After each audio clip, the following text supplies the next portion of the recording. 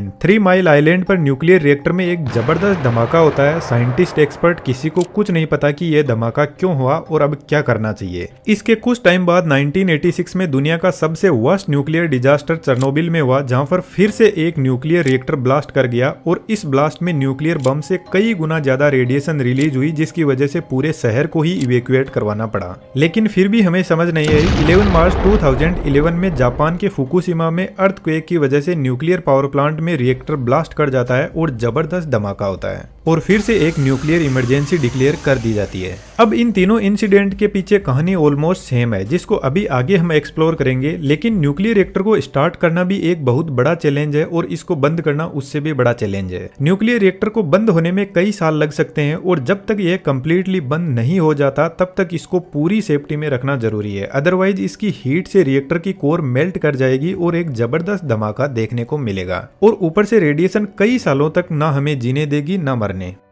ऊपर बताए हुए इंसिडेंट के पीछे का रीजन थोड़ा डिटेल से समझते हैं और पता करते हैं क्यों न्यूक्लियर रिएक्टर को बंद होने में कई साल लग जाते हैं और इंडिया ने यहाँ पे सेफ्टी को ध्यान में रखते हुए एक अलग टाइप का रिएक्टर डिजाइन किया है, जिसको भी समझेंगे। न्यूक्लियर रिएक्टर में एनरिच्ड यूरेनियम 235 को एज ए फ्यूल काम में लिया जाता है और यूरेनियम 235 गर्लफ्रेंड की तरह एकदम गुस्से से भरा हुआ रहता है और जैसे ही इसको थोड़ा सा भी यदि पूछ लिया कि क्या हो गया तो यह फिर अनस्टेबल हो जाएगा और भयंकर एनर्जी रिलीज करेगा। लेकिन इसको अनस्टेबल करने के लिए हमें कुछ एक्सटर्नली भी ऐड करना पड़ता है, जिसको न्यूट्रॉन बोलते हैं और न्यूट्रॉन को ऐड करते ही यह अनस्टेबल हो जाएगा और 2 एटम में टूट जाएगा और जब यह 2 एटम में टूटेगा तो जबरदस्त एनर्जी रिलीज होगी और साथ में 3 न्यूट्रॉन भी निकलते हैं। यह 3 न्यूट्रॉन आगे और यूरेनियम 235 के एटम को जाकर अनस्टेबल कर देंगे और वह भी इसी तरीके से एटम में टूट जाएंगे और एनर्जी रिलीज होगी। इस तरीके से यहाँ पर चेन रिएक्शन स्टार्ट होती है। हर बार जब एटम टूटते हैं तो न्यूट्रॉन्स निकलते हैं और न्यूट्रॉन और आगे एटम्स को तोड़ते जाते हैं। इस प्रोसेस को न्यूक्लियर फिजन बोलते हैं। यहाँ पर जो चेन रिएक्शन चल रही है यह सेल्फ सस्टेनेबल होती है। एक बार इसको स्टार्ट करवा दो फिर यह अपने आप चलती रहेगी। यदि तो आप इस चेन रिएक्शन को कंट्रोल नहीं कर पाए तो यहाँ पर यूरेनियम एटम इतनी ज्यादा एनर्जी क्रिएट कर देंगे कि यह न्यूक्लियर बॉम्ब बन जाएगा और इसके ब्लास्ट की कोई सीमा ही नहीं है, ये कितना ही भयंकर हो सकता है। लेकिन न्यूक्लियर पावर प्लांट में हम इस चेन रिएक्शन को कंट्रोल करते हैं, अदरवाइज तो यह सबसे पहले हमें ही लपेट लेगा। इस चेन रिएक्शन में न्यूट्रॉन की स्पीड बहुत ज्यादा हाई होती है, लगभग 20,000 किलोमीटर पर सेकेंड और अब 1 किलो यूरेनियम हो या 100 किलो यूरेनियम हो, यह chain reaction with in the second में कंप्लीट हो जाती है। तो हमें जरूरत है इन न्यूट्रॉन की स्पीड को स्लो डाउन करने की। तो इन एटम्स के बीच में यदि हम कोई दीवार बना दे तो यह दीवार को तो क्रॉस कर जाएंगे, लेकिन इसकी स्पीड थोड़ी स्लो हो जाएगी और यह दीवार हम या तो हेवी वाटर की बनाते हैं या फिर ग्रेफाइट भी हो सकता है। लेकिन इस चेन रिएक्शन को स्लो करते करते ग्रेफाइट और पानी भी रेडियो एक्टिव हो जाते हैं। अब ये जो चेन रिएक्शन होती है ये ग्राउंड में खुले में नहीं होती है। ये तो मैंने जस्ट सिंप्लिसिटी के लिए आपको एटॉमिक लेवल पर समझाया है, लेकिन असली गेम अब शुरू होता है। यूरेनियम को सबसे पहले छोटे छोटे पैलेट्स में सेट करके जिरकोनियम एलॉय की ऐसी स्ट्रॉन्ग ट्यूब में रखा जाता है और ट्यूब का एक बड़ा बंडल बनाया जाता है। इस जिरकोनियम की टेम्परेचर रेंज 1800 से 4500 डिग्री सेंटीग्रेड तक की होती है, लेकिन यूरेनियम के सामने यह कुछ भी नहीं है। यह एक न्यूक्लियर रिएक्टर की कोर है जिसमें इन फ्यूल बंडल्स को रखा जाता है और बाद में यहाँ पर पानी को भर दिया जाता है। पानी यहाँ पर एज ए मॉडरेटर का काम कर रहा है। यहाँ पर जो चेन रिएक्शन चलती है उसको कंट्रोल करने के लिए ग्रेफाइट के ऐसे रोड लगाए जाते हैं और इतना सब करने के बाद में न्यूक्लियर रिएक्टर को कम्प्लीटली पैक कर दिया जाता है। इस रिएक्टर को पैक करने के बाद में 5 to 7 ईयर्स तक इसको खोलने की भी जरूरत नहीं है। इसको फ्यूल की और भी ज्यादा लाइफ हो सकती है, यह डिपेंड करता है हमने किस टाइप का फ्यूल काम में लिया है। इस रिएक्टर की पैकिंग कोई नॉर्मल फ्लिपकार्ट अमेजन जैसी नहीं है। रिएक्टर के चारों तरफ 2 मीटर विड्थ की दीवार बनाई जाती है जिसमें बहुत सारी लेयर कंक्रीट और स्टील की होती है।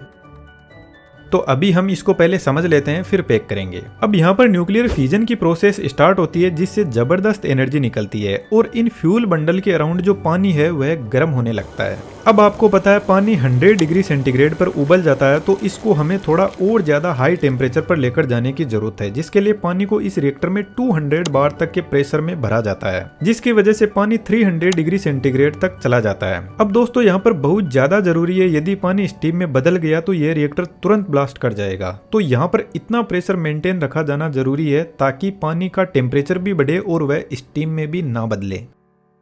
अब इतने हाई प्रेशर के साथ में रिएक्टर में पानी भेजने के लिए हाई प्रेशर पंप लगे रहते हैं और यह पानी रिएक्टर में जाता है 300 डिग्री सेंटीग्रेड तक गर्म होता है और वापस बाहर निकल जाता है और इस गर्म पानी को बॉयलर रूम में लेकर जाया जाता है जहां पर इन ट्यूब से पानी फ्लो करेगा और इसके पास में जो पानी है उसको गर्म करके स्टीम में बदल देगा और स्टीम से टरबाइन को चलाकर इलेक्ट्रिसिटी जनरेट की जाती है। तो न्यूक्लियर रिएक्टर में वाटर एक कूलेंट की तरह काम करता है और हमें इलेक्ट्रिसिटी जनरेट करने में भी हेल्प कर रहा है। लेकिन अभी खेल खत्म नहीं हुआ है, मेन चैलेंज अब स्टार्ट होता है। दोस्तों, आपके लिए हमारी तरफ से एक बहुत बड़ा सरप्राइज है। हमने एक नया एडवांस 3D एनिमेशन का कोर्स लॉन्च किया है जिसमें character animation, cartoon animation, human anatomy और आज के टाइम में सबसे फेमस 3D एवेटार, इन सब की मॉडलिंग और एनिमेशन को डिटेल से समझाया गया है। जहां पर मॉडल डिजाइनिंग से लेकर मटेरियल रिगिंग, एनिमेशन और किस तरीके से इनसे डायलॉग बुलवाने हैं, यह सब डिटेल से स्टेप बाय स्टेप समझाया गया है। इसके अलावा इंजीनियरिंग से related animation, building and architecture animation को भी डिटेल से कवर किया गया है। और सबसे इंटरेस्टिंग बात, इस कोर्स को कंप्लीट करने के बाद आपको हम एक प्रोफेशनल पोर्टफोलियो बनाने में भी हेल्प करेंगे। इसके अलावा 3D एनिमेशन की हेल्प से मल्टीपल अर्निंग के तरीकों को, जैसे किस तरीके से आपको क्लाइंट वर्क लेना है या फिर फ्रीलांसिंग से कैसे इनकम जनरेट कर सकते हो, पूरा डिटेल से कवर किया गया है।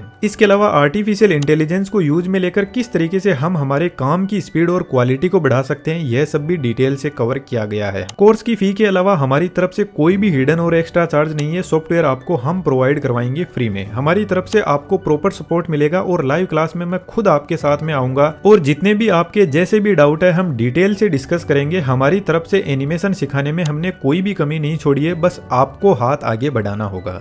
इस वीडियो के 24 आवर तक आपको 60% तक डिस्काउंट मिल जाएगा। डिस्क्रिप्शन में डिटेल अवेलेबल है। प्ले स्टोर से हमारे ऐप को डाउनलोड करके जरूर से कोर्स को चेकआउट कीजिए। अब वापस टॉपिक पर आते हैं। यहाँ पर जो रिएक्टर भयंकर हीट जनरेट कर रहा है उसको हमें कंट्रोल करने की जरूरत है, वरना इसकी हीट के सामने पानी की कोई हैसियत ही नहीं है। तो ग्रेफाइट रोड यहाँ पे इंपोर्टेंट रोल प्ले करती है। इन रोड को हम कंट्रोल रोड भी बोलते हैं। जैसे जैसे ग्रेफाइट की रोड को इन फ्यूल बंडल में इंसर्ट करते जाएंगे वैसे वैसे फ्यूजन की प्रोसेस स्लो डाउन होती जाएगी, क्योंकि ग्रेफाइट जितने भी एक्स्ट्रा न्यूट्रॉन्स दौड़ लगा रहे हैं उनको एब्जॉर्ब कर लेगा।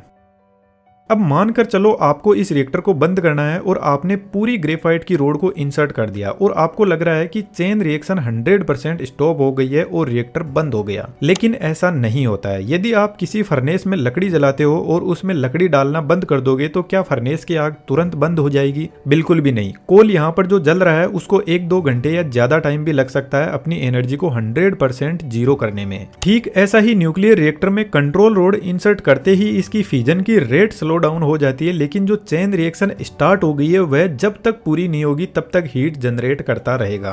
और जितने भी ऊपर मैंने आपको ब्लास्ट बताए उनके पीछे रीजन यही था। यहाँ पर जो हाई प्रेशर पंप चल रहे हैं यह रेगुलर चलने चाहिए रिएक्टर बंद होने के बाद भी, और इन पंप को इलेक्ट्रिसिटी की जरूरत पड़ती है और उनके लिए सेपरेट जनरेटर लगाए जाते हैं। किसी भी कंडीशन में पावर प्लांट में कोई भी प्रॉब्लम हो लेकिन यह पंप बंद नहीं होने चाहिए। और बाय चांस ये बंद हो जाते हैं तो रिएक्टर में कूलिंग बंद हो जाएगी और पानी उबलने लगेगा और इतने हाई प्रेशर में पानी हाइड्रोजन और ऑक्सीजन में स्प्लिट कर जाएगा। और हाइड्रोजन आपको पता है ऑलरेडी एक बहुत फ्लेमेबल गैस होती है और ऊपर से हाई टेम्परेचर की वजह से फ्यूल रोड मेल्ट होने लग जाएगी और जैसे ही यह एनर्जी हाइड्रोजन के कांटेक्ट में आएगी तो एक जबरदस्त धमाका होगा। और सबसे बड़ी बात, यहाँ पर जो पानी है वह इस चेन रिएक्शन के चलते खुद ही रेडियो एक्टिव हो जाता है, तो यह पानी भी कोई बॉम्ब ब्लास्ट से कम नहीं है। यहाँ ऊपर जितने भी ब्लास्ट थे यहाँ पर रिएक्टर की प्रॉपर कूलिंग नहीं हो पाई और रिएक्टर ब्लास्ट कर गया। लेकिन हम एक सिनेरियो और लेते हैं। यदि हम इस रिएक्टर को सक्सेसफुली बंद कर देते हैं और मान के चलते हैं इसमें जो यूरेनियम 235 फ्यूल था इससे एनर्जी निकाली और हमने इलेक्ट्रिसिटी जनरेट कर ली। अब यह जो नेचुरल यूरेनियम होता है जिसमें अभी हमने इलेक्ट्रिसिटी जनरेट की है इसमें 0.7% यूरेनियम 235 होता है जो फिजनेबल है। बाकी 99.3% यूरेनियम 238 होता है जो नॉन फिजनेबल होता है। लेकिन जब इस रिएक्टर से वेस्ट बाहर निकलेगा तो यह यूरेनियम 238 बदल जाएगा प्लूटोनियम 239 में जो फिर से फिजनेबल होता है। अब यह जो प्लूटोनियम है इसको आप कहीं खुले में नहीं रख सकते क्योंकि यह हाईली रेडियो एक्टिव होता है। इसको प्रॉपरली पैक करना होगा और कहीं ऐसी जगह पे रखना होगा जहां पर पानी इसके कांटेक्ट में ना आए। और क्या आप सोच सकते हो कि इस प्लूटोनियम को आपको कितने सालों तक सेफ जगह रखना होगा? लगभग 700 मिलियन ईयर्स तक इसकी हाफ लाइफ होगी। तो न्यूक्लियर रिएक्टर की सबसे बड़ी प्रॉब्लम इसका वेस्ट भी है। अब इंडिया ने अपना यहाँ पे अलग दिमाग लगाया, हमारे पास में यूरेनियम 235 तो है नहीं, यह हमें बाहर से खरीदना पड़ता है। लेकिन थोरियम हमारे पास में फुल कैपेसिटी में है, वर्ल्ड का 25%। लेकिन थोरियम के साथ में प्रॉब्लम है कि ये फिजनेबल नहीं होता है, यानी इसमें चेन रिएक्शन को स्टार्ट करना एक चैलेंजिंग टास्क है। अब यहाँ पर हमने एक गजब का गेम खेला है। हम सबसे पहले यूरेनियम 235 को इस प्रेशराइज्ड वाटर रिएक्टर में डालते हैं, तो यहाँ से एनर्जी निकलती है और यूरेनियम 235 डिप्लीट फॉर्म में बाहर निकलेगा और साथ में प्लूटोनियम 239 जो अभी हमने देखा था, इसको स्टोर करना एक बड़ी प्रॉब्लम है। तो हमने क्या किया, एक अलग रिएक्टर बनाया जिसका नाम है फास्ट ब्रीडर रिएक्टर। इसमें हमने प्लूटोनियम 239 को फिल्ट्रेशन प्रोसेस के थ्रू क्लीन किया और साथ में डिप्लीटेड यूरेनियम को रिएक्टर के सेंटर में रख दिया और चारों तरफ थोरियम 232 को रख दिया, जो फिलहाल बिंदास होकर बैठा है, एकदम नॉन फिजनेबल है। अब जैसे ही यहाँ पर चैन रिएक्शन स्टार्ट होगी तो न्यूट्रॉन्स निकलेंगे और यह न्यूट्रॉन्स थोरियम से स्ट्राइक करेंगे और इसमें जबरदस्ती न्यूट्रॉन्स इंजेक्ट कर देगा यह चैन रिएक्शन, जिससे यह अनस्टेबल होगा और थोरियम 233 में बदल जाता है। बेसिकली कहा जाए तो यहाँ पर जो मिक्स्ड ऑक्साइड है वह थोरियम को ब्रीड करता है और यहाँ से जो एनर्जी निकलती है उससे इलेक्ट्रिसिटी भी जनरेट कर लेते हैं। अब इस अनस्टेबिलिटी से यह अपने चारों तरफ रेडिएशन फैलाने लगेगा, जिसको बीटा डीके बोलते हैं। यहाँ पर 2 बार बीटा डीके होता है, पहले थोरियम 233 बदल जाएगा प्रोटेक्टियम में, फिर बीटा डीके होगा और लगभग 27 डेज बाद इस फास्ट ब्रीडर रिएक्टर से यूरेनियम 233 निकलता है जो एक फ्यूल है। और इंटरेस्टिंगली यह फिजनेबल भी है, यानी इसमें चेन रिएक्शन स्टार्ट हो सकती है सेम यूरेनियम 235 की तरह। और इसको हम न्यूक्लियर रिएक्टर में फिर से रिएक्शन करवा के एनर्जी निकालते हैं। लेकिन यहाँ पर हमें एडवांस हेवी वाटर रिएक्टर चाहिए, इससे पहले वाले से काम नहीं चलेगा। और यहाँ से फिर से इसका जो एग्जॉस्ट बचता है उसको वापस से ब्रीडर रिएक्टर में भेजा जाता है और फिर से वही प्रोसेस चलती है। यहाँ पर हमने एक और जबरदस्त चेंज किया है। इस ब्रीडर रिएक्टर में एज ए मॉडरेटर पानी की जगह लिक्विड सोडियम को यूज में लेते हैं, जो 600 डिग्री सेंटीग्रेड तक लिक्विड फॉर्म में होता है। तो हमें यहाँ रिएक्टर के अंदर हाई प्रेशर क्रिएट करने की जरूरत नहीं है। लेकिन सोडियम को मैनेज करना भी आसान काम नहीं है, इसको ना आप खुले में रख सकते हो ना आप पानी में रख सकते हो। तो सोडियम अपने आप में फिर से एक चैलेंजिंग टास्क है। अब पास्ट में जितने भी न्यूक्लियर रिएक्टर में ब्लास्ट हुए हैं उनसे हमें इतना समझ आ गया कि इस रिएक्टर को कभी भी बंद करना पड़ा तो इसमें कूलिंग जरूरी है, इसलिए इसमें हमने एयर कूलिंग प्रोवाइड की है और इसके लिए किसी भी इलेक्ट्रिसिटी की जरूरत नहीं पड़ेगी। यहाँ से गर्म एयर ऊपर की तरफ जाएगी, रेडिएटर में ठंडी होगी और रिएक्टर को कूल करती जाएगी। अब आपको इतना तो समझ आ गया होगा कि न्यूक्लियर रिएक्टर की प्रोसेस काफी ज्यादा कॉम्प्लिकेटेड होती है और हमें 70 ईयर की रिसर्च